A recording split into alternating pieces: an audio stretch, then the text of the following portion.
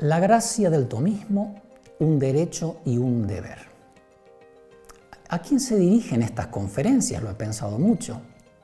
Si tuviese alguna autoridad, diría, como suelen decir algunas encíclicas, a los obispos, presbíteros, fieles laicos y a todos los hombres de buena voluntad.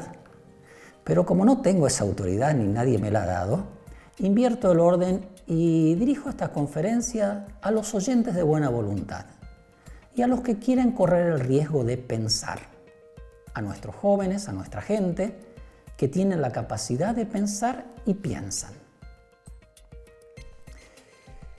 Que aunque el mundo quiera anular su pensamiento, ellos piensan porque hay interrogantes esenciales que no pueden ser acallados por el ruido, la bulla, los rumores, las mentiras.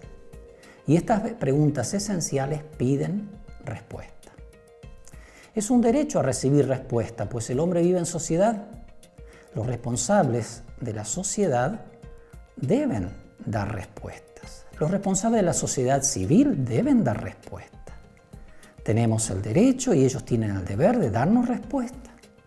Igualmente y a fortiori, nosotros los católicos tenemos el derecho de exigir a nuestros sacerdotes que, me viene espontáneo decir, que piensen, pero puede ser tomado irónicamente. Entonces, digamos, nuestra gente tiene el derecho a que nosotros los sacerdotes le ofrezcamos un pensamiento fundado, coherente y riguroso, fundado en el magisterio y en el Evangelio, pero presentado coherentemente y rigurosamente.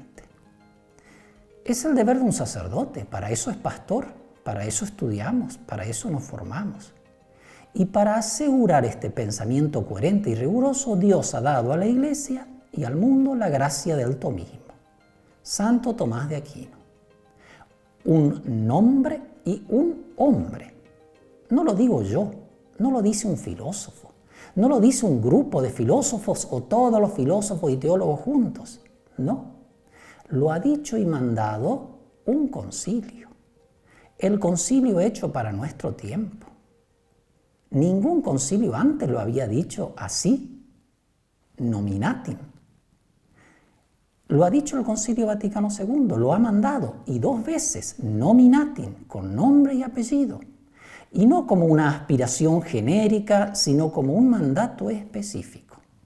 Mandato para las universidades católicas y para los seminarios. Y lo han explicado los papas posteriores, explicitando y subrayando el significado de este mandato. Vamos por partes. El concilio y luego los pontífices posteriores a él.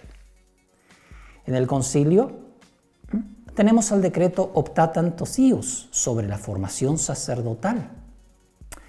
Hablando de las disciplinas teológicas, en el número 16 dice así: las disciplinas teológicas han de enseñarse a la luz de la fe y bajo la guía del magisterio de la Iglesia, de modo que los alumnos deduzcan cuidadosamente la doctrina católica de la divina revelación. Y se explica, Sagrada Escritura, los padres. Pero luego dice, aprendan los alumnos a ilustrar los misterios de la salvación cuanto más puedan y comprenderlos más profundamente y observar sus mutuas relaciones por medio de la especulación, siguiendo las enseñanzas de Santo Tomás. En latín es más elegante y más fuerte, ¿no? Dice así, ea ope speculationis sancte Toma magistro intimius penetrare. Es decir, y con la obra de la especulación, ¿no? Y como una frase sola, solemne, Santo Tomás maestro, penetrar más íntimamente. Sobre la teología. Hablando sobre la filosofía es otro campo, ¿no? Donde la razón se mueve por naturaleza con más autonomía.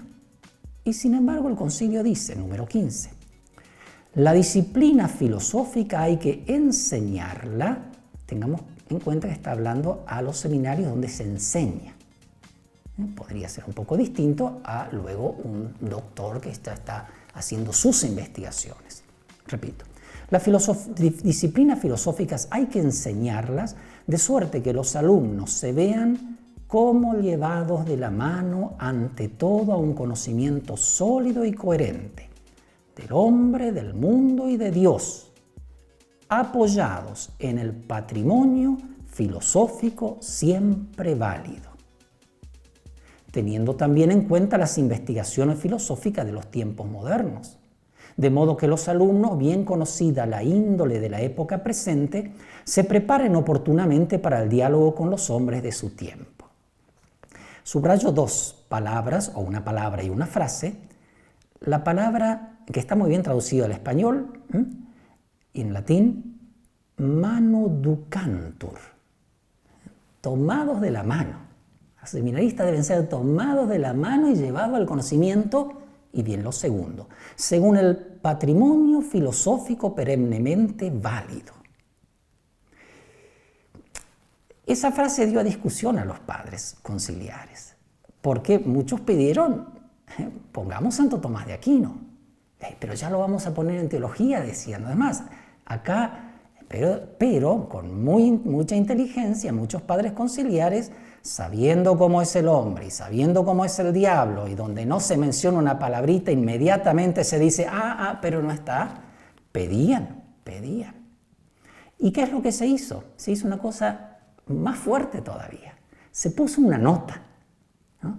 Una nota que es una nota en el texto conciliar, haciendo referencia a Pío XII y a la Humani Generis, donde dice de esta manera: la Iglesia exige que los futuros sacerdotes sean instruidos en las ciencias filosóficas según el método, la doctrina y los principios del doctor angélico, que es Santo Tomás, que era una frase del Código del 17, pero se explicita con la fuerza de un papa, diciendo que dentro del concilio, del texto conciliar, según el método, la doctrina y los principios del doctor angélico.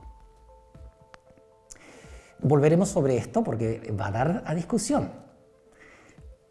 El segundo texto del concilio, explícito, es hablando de la educación cristiana. Declaración Gravissimum Educationis, hablando de la educación cristiana. En el número 10, donde se habla de las facultades y universidades católicas, dice: la Iglesia tiene también sumo cuidado de las escuelas superiores, sobre todo de las universidades y facultades. Que cada disciplina se cultive según sus principios, sus métodos y la libertad propia de la investigación científica.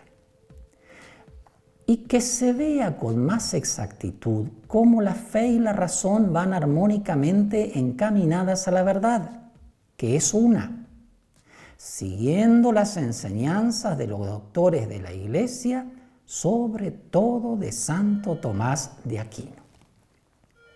Hablando de las facultades, las universidades, ¿no? Católicas, advierto, ya no la formación de un seminarista. Por tanto, 2 veces en el Concilio Vaticano II. Importantísimo. Volvamos sobre ese texto del patrimonio filosófico perennemente válido. ¿Por qué? Porque cuando después del concilio se prepara la revisión del Código de Derecho Canónico, que empieza en el año 1968 y recién termina en el 80, o sea, son 12 años de trabajo muy serio. Cuando se llega al momento de hablar sobre la enseñanza, ¿no?, de traducir en un código de derecho canónico lo del Vaticano II, los padres ponen patrimonio perennemente válido, los peritos, y muchos dicen, no, pongamos el nombre de Santo Tomás, como lo ha hecho el Vaticano II. Siempre por esa inteligencia perspicaz de saber que una vez que no se pone una palabra, siempre después se va a usar decir, no se dijo, no es importante. Bien.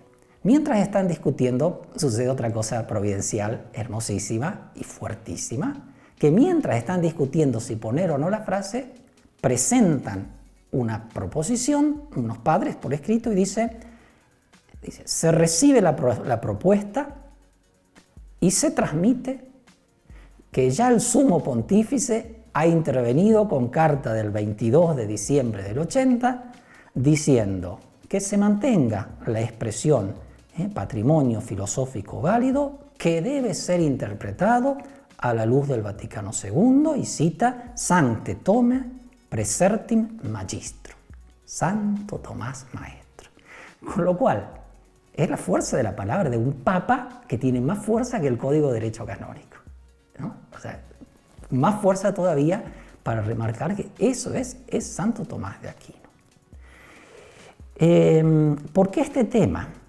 ¿Y por qué los papas van a explicitar, y con eso paso a la segunda parte, explicitar qué significa ir a Santo Tomás de Aquino? ¿Por qué? Porque lo hace ya Pablo VI en Lumen Ecclesiae, séptimo centenario de la muerte de Santo Tomás de Aquino. Dice, la Iglesia ha preferido la doctrina de Santo Tomás, proclamándola como propia.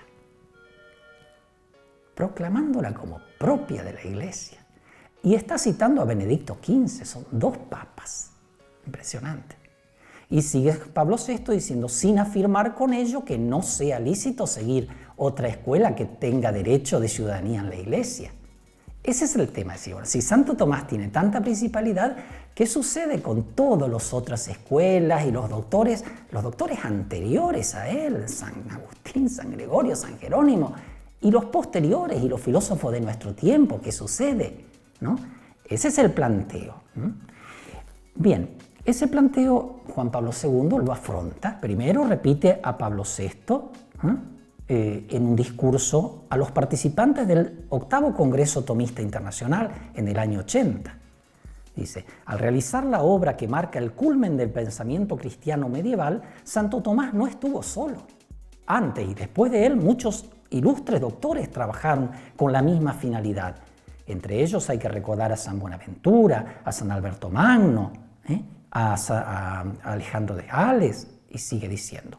Pero sin duda, Santo Tomás, por disposición de la divina providencia, alcanzó el ápice de toda la teología y filosofía escolástica, como suele llamársela, y fijó en la Iglesia el quicio central en torno al cual, entonces y después, se ha podido desarrollar el pensamiento cristiano con progreso seguro. Entonces, ciertamente que está acompañado, no es exclusiva, pero posteriormente, y es el último texto que voy a dar en esta conferencia, Juan Pablo II va mucho más a la raíz, al fundamento. Pero ¿por qué Santo Tomás? ¿Y cómo es la relación de Santo Tomás con los otros pensadores? ¿Es uno principal entre iguales?